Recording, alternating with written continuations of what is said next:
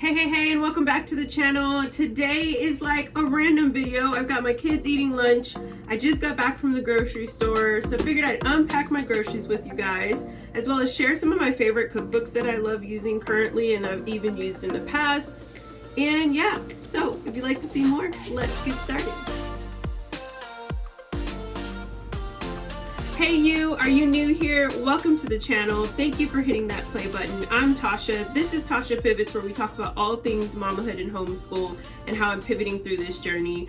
And if anything I'm ever pivoting through is meal planning and feeding my kids wholesome foods and trying to stay on a budget, but then being a little bougie with our groceries and all the things. So that's what I'm doing right now. I have bought some fresh veggies because if you're in Texas or not in Texas at all, then you know we went through like a crazy storm.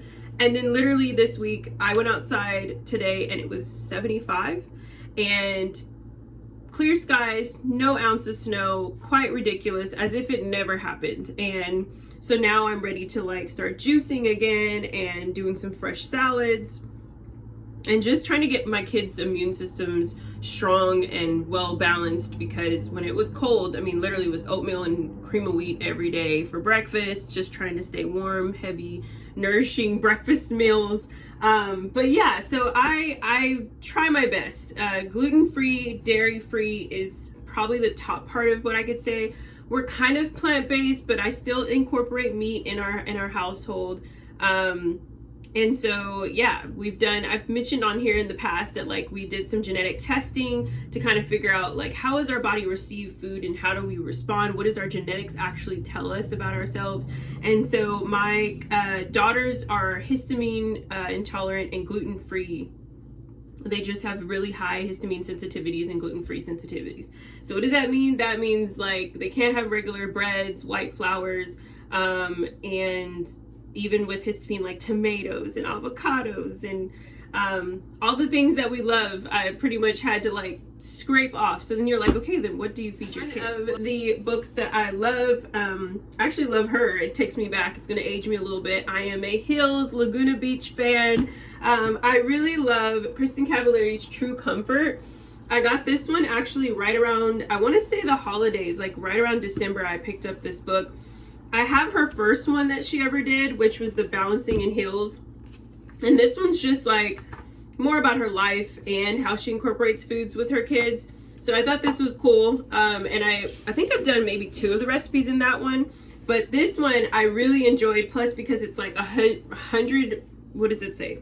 More than 100 cozy recipes free of gluten and refined sugar. And I'm yes. And everything looks delicious. We have made, I think, 3 things out of this. We've done their breakfast burrito bowl. That was amazing. We also did, she had this, it's not actually gluten-free, but I made it work for gluten-free. It's like a French toast bake casserole. So good.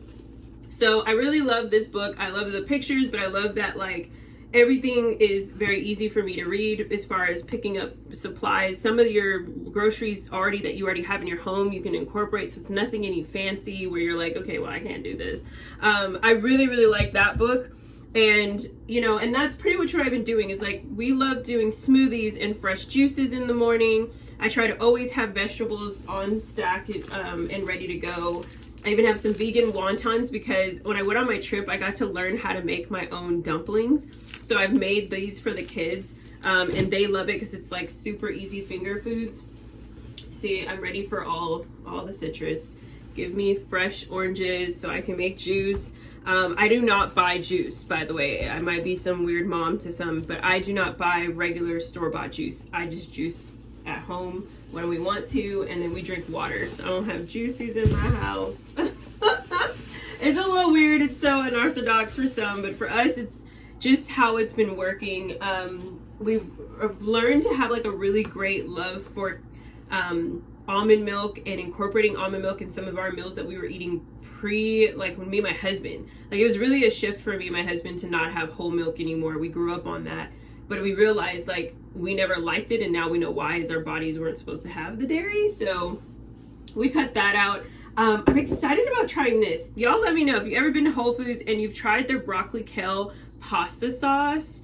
for the 365 brand, let me know. The lady talked highly of it, but you know, she worked there. That's her job.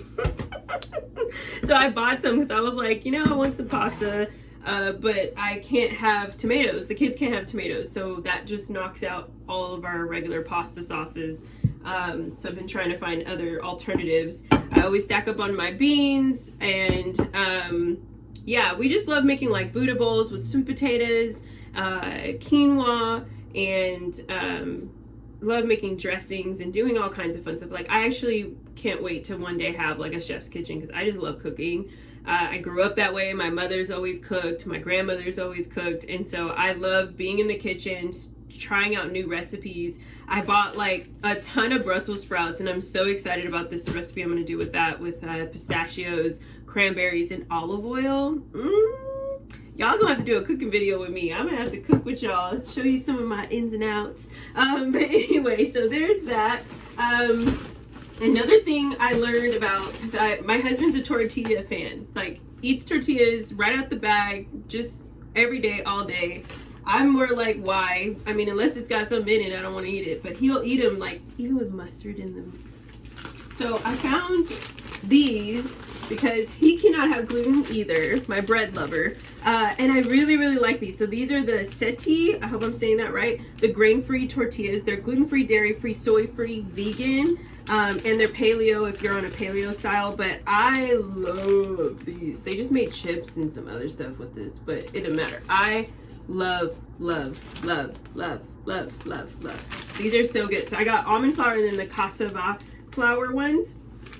You literally warm these up a little bit, even if you want to lay them on the stove, just for a teensy bit, and literally put whatever you want in it, wrap anything, and they're thin, they're not super thick, and they're filling, but the kids love them. I love them. Even my husband is like, okay, I can substitute my Mission and all the other ones that he usually eats.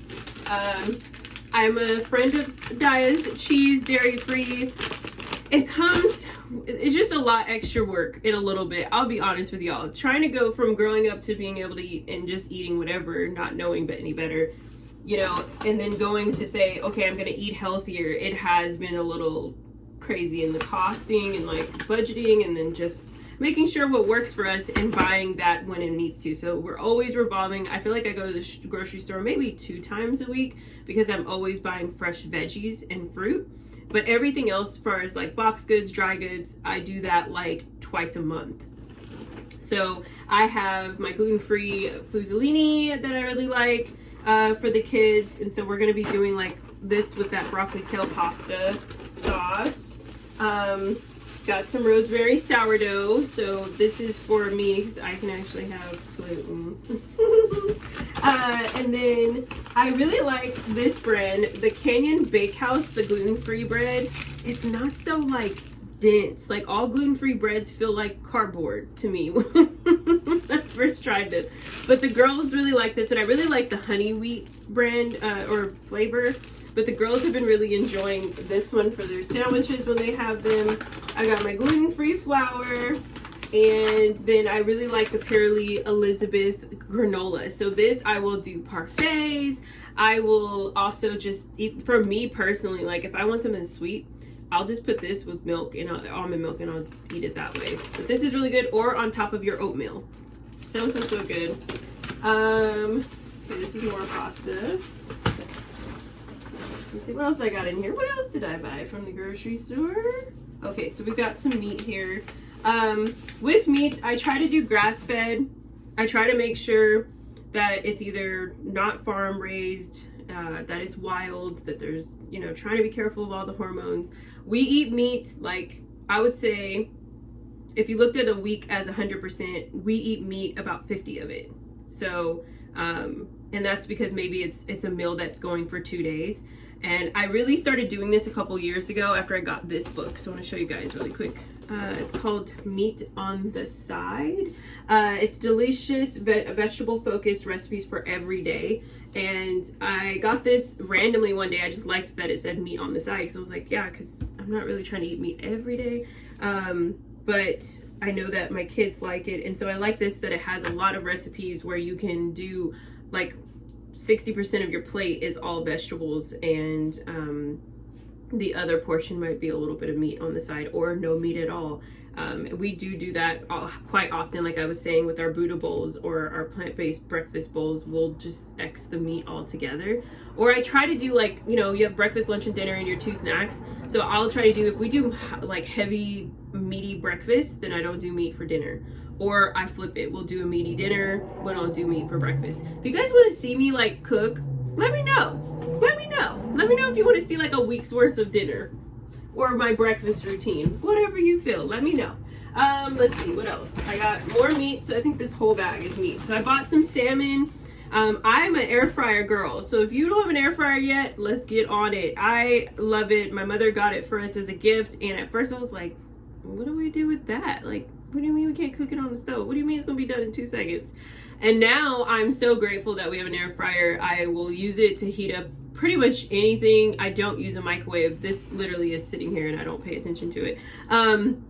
But I use the air fryer and I love it. I love getting the girls their all beef hot dogs from any brand. I like the what is it called? All natural brand. I like these ones. These ones are really cool because you can make them into like a party wing thing. So I'll do like a barbecue sauce for the girls, and we'll like cook them, and then they can just finger and eat them. Like, I love doing like appetizer night. So we'll do like a little bit of egg rolls, a little bit of dumplings. We got some sausage, we got some bean dip, you know, a little fun. That's like our Friday night movie night.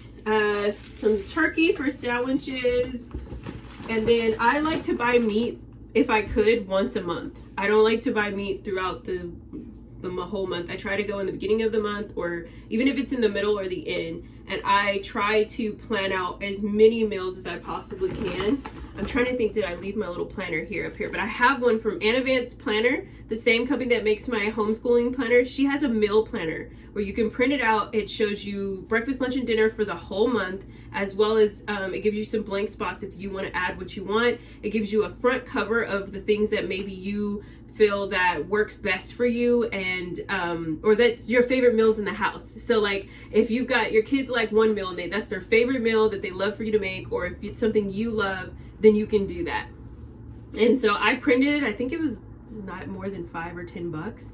Downloaded it right onto my printer and printed out, bound, like stapled it together, and I started using it. And we love that because we were able to see everything and know exactly what we like as well as what we don't like, and then say, okay, well, if we do have this, we'll have it once in a while. So there's that.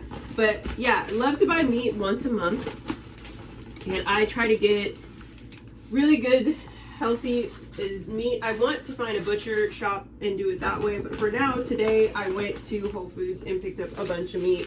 I picked up some boneless chicken thighs that I love to make our chicken tacos out of.